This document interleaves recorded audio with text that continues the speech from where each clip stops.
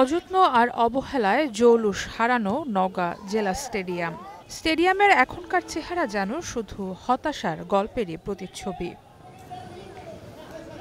১৯৮৪ সালে মাঠের পশ্চিম দিকে ৩০০ ফুট আর দক্ষিণ দিকে ছাউনি সহ ২০০ ফুট দৈর্ঘ্যের দুটি গ্যালারি নির্মাণ করা হয়েছিল। সংস্কার না হওয়ায় প্রায় দেড় যুগেরও বেশি সময় ধরে জরাজীর্ণ অবস্থায় পড়ে আছে এই দুই গ্যালারি। দেখা দিয়েছে ফাটল, প্লাস্টার খুলে গিয়ে বের হয়েছে লোহার রড, আবর্জনা আর আগাছায় ছেয়ে আছে চারদিক। স্টেডিয়ামের এমন অবস্থায় ক্ষোভ খেলাপ্রেমীদের কণ্ঠে। ফুটবল নয়, ক্রিকেট, হাডুডু, যেসব বাংলাদেশের জাতীয় খেলা রয়েছে সকল ক্ষেত্রেই কিন্তু নওগাঁর একটা বিশেষ অবদান রয়েছে। কিন্তু দুঃখজনক এটাই যে আজও পর্যন্ত এই মাঠের উন্নয়নের জন্য কেউ কোনো প্রতিবাদও করে নাই এবং কেউ এগিয়ে আসে নাই। এমনি তো পানি আর তার মধ্যে ঘাস, আপনার বসবো কোথায়? গ্যালারিও নাই, আপনার হলো মাঠের চারি সাইড বসার কোনো পরিবেশও নাই। বিকেল হলেই নিয়ম করে প্র্যাকটিসে ঘাম ঝরান খেলোয়াড়রা। দূর থেকে তাদের বেশ প্রফুল্ল মনে হলেও ভেতরে আছে চাপা কষ্ট। খেলোয়াড়রা বলছেন অল্প বৃষ্টিতেই মাঠের জলাবদ্ধতা প্র্যাকটিসে বড় বাধা। মাঠে একটু সমস্যা হয়, বর্ষার টাইমে তো পানি নিষ্কাশনের তেমন ব্যবস্থা দেখি না, মাঠে বরাবরই পানি জমে থাকে, কাদা হয়, কাদাতে খেলা আমাদের জন্য কষ্টকর হয়। বয়সভিত্তিক খেলাগুলো বানানো উচিত এবং তার সাথে সাথে আমাদের যেগুলো নওগাঁতে যেগুলো লিগ হয়, আসলে এগুলো league, world cup, union cup যেগুলো হইলো, আমরা থানা কাপ, এগুলো যদি কন্টিনিউ হতে থাকে আমাদের অবশ্যই ওখান থেকে অনেক প্লেয়ার বের হবে।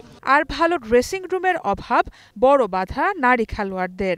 অন্যদিকে দীর্ঘদিন টুর্নামেন্টে না থাকায় নিজেদের প্রস্তুত করতে পারছেন না খেলোয়াড়রা।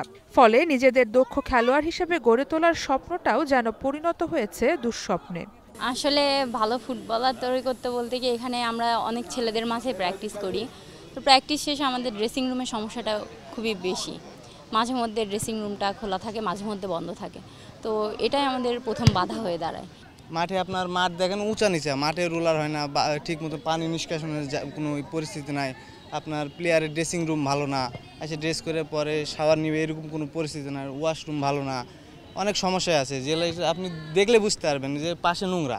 একসময় এই মাঠে খেলে তৈরি হয়েছেন মোহাম্মদ এনামুল হক, আজিমুদ্দিনের মতো জাতীয় দলের বেশ কয়েকজন খেলোয়াড়। সাফজয়ী নারী ফুটবল দলের সদস্য আইরিন খাতুনও নওগাঁর এই স্টেডিয়ামেই খেলে বেড়ে উঠেছেন। জাতীয় দলের সাবেক খেলোয়াড়রা বলছেন অচলাবস্থা ভেঙে শুরু করতে হবে নতুন যাত্রা। জেলা পর্যায়ে, বিভাগীয় পর্যায়ে যেই খেলাগুলো আমাদের জেলাকে সমস্ত পার্টিসিপেট করতে হয়, সেই সব খেলাধুলোতে যেন আমরা নওগাঁ জেলাকে সুনাম নিয়ে এসে দিতে পারি এবং নওগাঁর যেসব প্লেয়াররা ভালো খেলতেছে তাদেরকে বিভিন্ন জায়গায় যেন তারা সুযোগ পায়। তাদেরও ভিতরে একটা নিয়ে আসতে হবে যে আমাদের মাঠে আসতে হবে, প্র্যাকটিস করতে হবে, মনোযোগ দিতে হবে। অন্যদিকে মাঠ সংস্কারের পাশাপাশি আধুনিক স্টেডিয়াম নির্মাণে জাতীয় ক্রীড়া পরিষদের কাছে প্রস্তাব পাঠানো হয়েছে বলে জানান জেলা প্রশাসক। আমরা বিশেষ করে গ্যালারি, এখানকার ড্রেনেজ সিস্টেম এবং এখানে যে অফিসটা আছে এটা এখন কন্ডেম হওয়ার পথে, এটা আমরা কন্ডেম ঘোষণা করতে যাচ্ছি এবং এটা কন্ডেম হয়ে গেলে এখানে নতুন ভবন প্রস্তুত করা হবে।